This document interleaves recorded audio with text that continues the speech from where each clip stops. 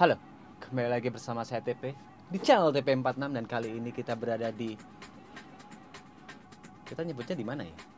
Di TP Build PC aja, TP Build PC. Yap, kalian pasti bingung kan ngelihat thumbnailnya, banyak barang-barang hebat, banyak barang-barang high end, banyak barang-barang langka, terus ngelihat judulnya, wah TP Build PC sampai 120 juta lebih, full Aorus lagi, itu kayak apa itu bentuknya? Sama, aku juga penasaran. Gimana kalau semua part-part yang ada di thumbnail itu dijadiin satu di case ini? Tapi sebelumnya kita bahas dulu ini nih. Yang salah satu yang bikin aku aneh, pada saat barang ini datang, ini monitor gaming. Sekali lagi, dia ngakunya nih. Waktu aku nanya, kau sape? Dia ngakunya, aku monitor gaming. Nih, segede ini ngakunya monitor gaming. Berapa inci? Enggak? 43 inci tuh. Gimana? Monitor gaming 43 inci. Ada kepala orang depan sini. 43 inci tuh gimana? Tapi kita bahas soal monitor itu nanti aja ya, pada saat kita nyoba langsung ya.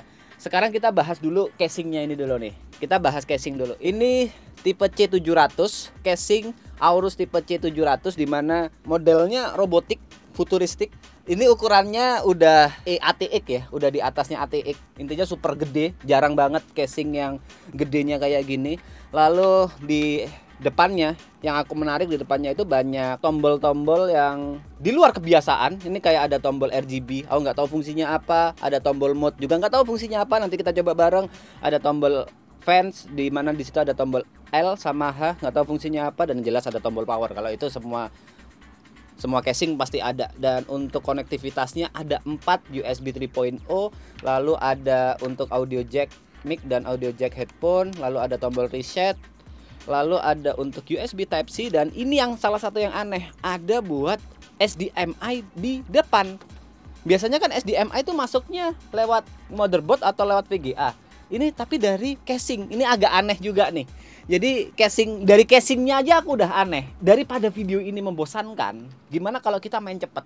Jadi konsep main cepetnya adalah aku akan unboxing barang, sekaligus akan aku tunjukin cara pemasangannya. Menurutku kalian juga nggak pingin lama-lama kan, gimana caranya masang dan lain-lain. Bukan itu yang kalian harapkan kan. Yang kalian harapkan adalah gimana pada saat semua barang-barang yang katanya sampai 120 juta tadi udah nyambung di casing ini. Jadi langsung aja ke barang yang pertama. Barang yang pertama itu ada motherboard gila. Motherboard yang masih langka di Indonesia pada saat video ini dibuat jelas. Motherboard Aorus Gaming Z690 Aorus Extreme. Tuh motherboard ini, yang dimana dia udah PCIe 5 dan udah DDR5. Langsung aja kita unboxing barangnya. Jadi kenapa harus motherboard dulu yang harus kita unboxing pada saat kita ingin merakit PC? Karena ya semua komponen akan nyambungnya di motherboard, seperti prosesor, memori, SSD, VGA card, atau apapun card itu ya semuanya nyambungnya di motherboard. Dan seperti yang kita lihat di sini, ini udah Extreme Series. Dia memiliki RAM guard yang dia udah RGB, lalu udah 2 antena WiFi, jadi ada konektivitasnya itu ada WiFi dan ada Bluetooth juga. Lalu udah dapat USB DIC untuk audio. Dan tadi udah aku bilang slotnya PCIe 5.0. Lalu yang gaul juga ini ada 4 slot untuk SSD M2 SATA. Lalu untuk heatsink VRAM-nya yang ada di sekitar prosesor ini udah tebel gede, jadi dia bisa nyalurkan panas dengan baik. Ada tombol auto overclock juga di bagian belakang ini. Sekali pencet langsung overclock. Lalu juga didukung dengan LAN Ethernet 10 gigabit per second. Dan yang paling hebat menurutku adalah memorinya udah DDR5 dan sudah support sampai 128 GB 6600 MHz. Lalu langsung aja ke barang yang kedua. Barang yang kedua nih, barang yang cukup aneh. Ini prosesor, ngakunya prosesor Intel. Tapi aku nggak tahu ini prosesor Intel apa, i berapa, aku nggak tahu.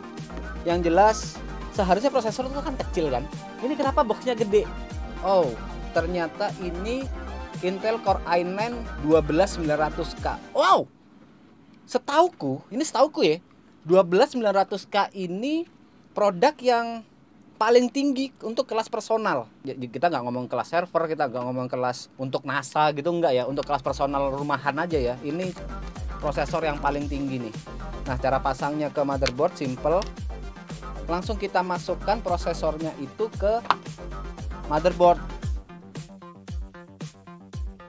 Terus diceklek.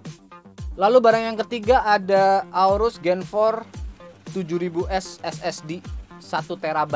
Dan nah, ini kan udah ada heatsinknya nih. Kita milih nih, mau milih pakai heatsink dari motherboard atau heatsink dari SSD-nya ini sendiri. Kalau aku milihnya heatsink dari motherboardnya. Jadi aku lepas dulu nih heatsink yang dari ini, yang bawaannya SSD. Dan aku pasang, ceklek, oke, mundur lagi, dan oke. Oke, barang keempat ada power supply Aorus AP 1200 PM digital modular power supply 1200 watt platinum. Oke. Ini berarti full modular ya. Full modular yang it means kalian bisa ngatur kabel mana aja yang kalian pakai sebelum dipasang. Karena ini full modular, kita harus tahu dulu apa yang akan kita pakai kabel-kabelnya. Jadi kabel yang akan kita pakai untuk pemasangan ini itu adalah kabel untuk ke motherboard, kabel molek, kabel untuk VGA karena VGA-nya itu nanti 3090 itu butuh 3 power, lalu kabel ke prosesor. Lalu barang berikutnya ada Aorus CPU cooler Waterforce 360. Ini gaya, jadi kita harus putar gini dulu biar 360 dia, kurang 360. 360. Lalu kita pasang motherboard yang tadi yang sudah dipasang prosesor dan SSD-nya, kita masukkan ke slotnya, kita mur seperti ini, kita baut, oke. Lalu baru kita pasang CPU coolernya. Ya, pemasangannya pastanya kayak gini. 5 titik, habis itu kita pasang. Nah, kita pakai soketnya. Di soket ini kita pakai soket LGA 1700. Oh iya, buat water cooler ini dia itu bisa untuk banyak soket ya. Untuk banyak soket, bentar. Aku lupa untuk soket apa aja. Jadi aku kemarin udah mencoba untuk mempelajarinya terlebih dahulu karena aku YouTuber profesional gitu kan. YouTuber yang keren. Tapi aku sambil lihat. Ini soketnya itu bisa untuk kebalik bacanya. Soketnya itu bisa untuk 2066, 2011, 2011 min 3, 1366, 115X, 1200 sama 1700. Yang kita pakai sekarang itu soket yang 1700. Dan untuk sebelah ada soket TR4, STRX4 sama soket AM4. Itu juga bisa dipakai. Berikutnya, ini big bossnya nih. Ini big bossnya. Aorus Extreme GeForce RTX 3090. Big bossnya. Yang paling mahal di antara semua barang. Untuk pemasangan VGA sebenarnya simple sih. Kita tinggal masukin VGA ke soket ini, soket VGA. Lalu kita tinggal baut untuk memperkencang, memperkuat dan masukin powernya yang dari PSU. Udah gitu doang. Dan jangan lupa sekalian kita masukin power yang tadi kita butuhin. Power untuk ke motherboard, power untuk ke prosesor, sama power yang lain kita masukin sekalian. Dan barang terakhir yang seharusnya gak usah kita buka ya. Ya barang terakhir tuh RAM. Barang terakhir RAM yang pemasangannya paling gampang, tinggal ceklek doang. Tapi ini nggak bisa aku buka karena ini bukan dari Aorus. Kenapa tuh bukan dari Aorus? Ya karena alasan tertentu lah. Intinya RAM ini udah DDR5 dan tinggal pemasangannya seperti ini. Ya udah, paling simpel pemasangan RAM. Nah, setelah semua selesai terpasang, begini hasil jadinya.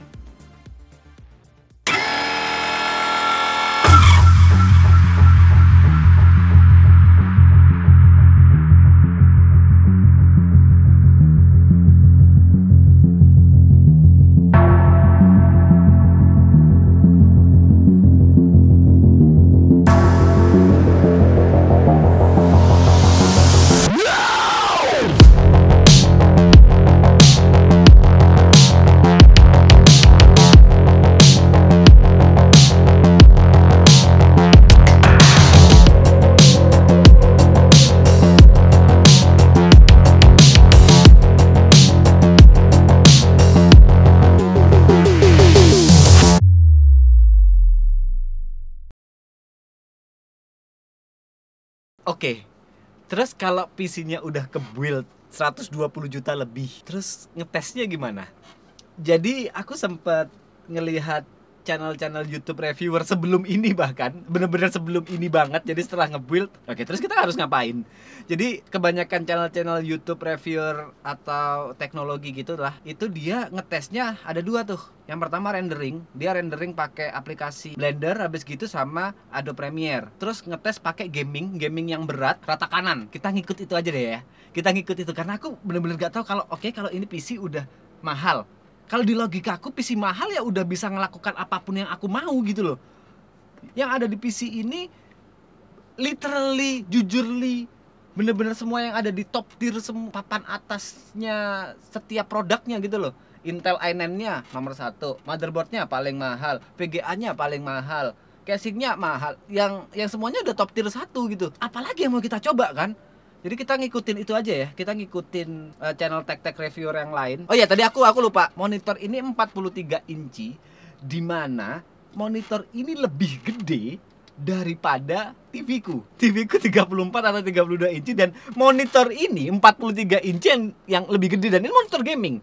Monitor ini disertai remote, di mana ya kita bisa ngeset apapun, kayak ada game assist, kayak ada black equalizer, terus ada gaming counter, refresh rate, ya itu jelas, aim stabilizer, dan ya ini bener-bener monitor gaming yang berarti kita bisa melihat ini untuk save jarak dekat. Kan memang di settingnya seperti itu kan berarti. Jadi menurutku aja nih ya, menurutku ini monitor ini memang gak hanya untuk game PC. Mungkin dia monitor untuk game konsol kayak PS5 dan lain-lain gitu, jadi bisa dinikmatin main bareng-bareng. Tadi aku sempat nonton YouTube bareng timku, ya enak ditonton bareng-bareng, maksudnya dari jarak jauh pun masih kelihatan jelas gitu loh. Jujur yang aku penasaran gimana rasanya main game FPS di monitor segede ini. Jadi kita main Valorant dulu nih. Kita main Valorant dulu pakai monitor segede ini. Habis gitu kita tes main game yang spek tinggi, rata kanan semua, itu dapat berapa FPS. Lalu kita tes pakai aplikasi atau software rendering berapa cepat gitu ya. Itu untuk konklusinya ya. Oke, kita coba main Valorant dulu sekarang. Kita akan coba nih, rasanya gimana nih. Match found. Langsung match found, nggak pakai lama. Jujur, ini jujur ya. Jujurly, conditionally, dan bingungly, kerasa ngincer kepala lebih enak. Kan Valorant ini game yang pada saat kau ngincer kepala itu akan lebih menguntungkan kan. Tapi memang agak, kita harus nolehnya agak apa ya, butuh effort lebih sih. Noleh kiri kanannya karena gede. Untuk ngelihat map aja kok harus noleh. Biasanya cuma ngelirik doang gitu kan. Headshot, oke. So easy for me. Oh, oke. Ada dua ternyata. Jujur jauh lebih enak sih. Tuh, langsung headshot. Gitu-gitu langsung headshot. Kok jadi kasihkan main aku? Supposed to be gak kayak gini sih.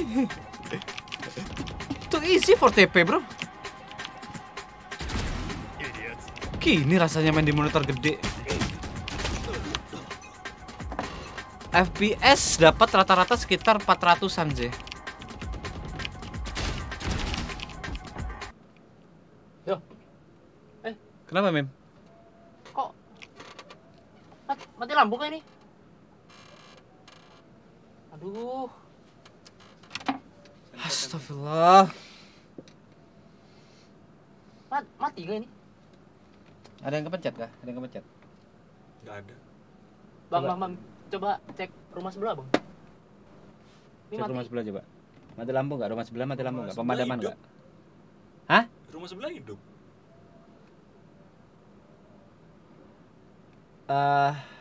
Coba cek Greta lagi ngapain? Oke.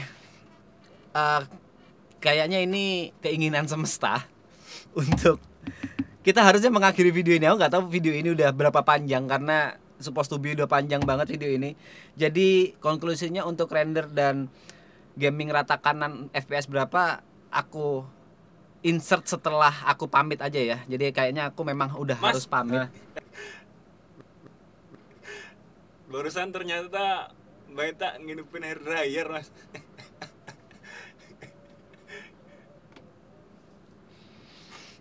Oke, jadi konklusinya ya, PC seharga 120 juta lebih ini adalah semahal-mahalnya PC-mu tetap butuh listrik. Aku gak tahu kamera di mana, gak kelihatan apa-apa. Jadi oke, after ini aku baru insert ya. Aku pamit sekarang. I love you all. Thank you and bye.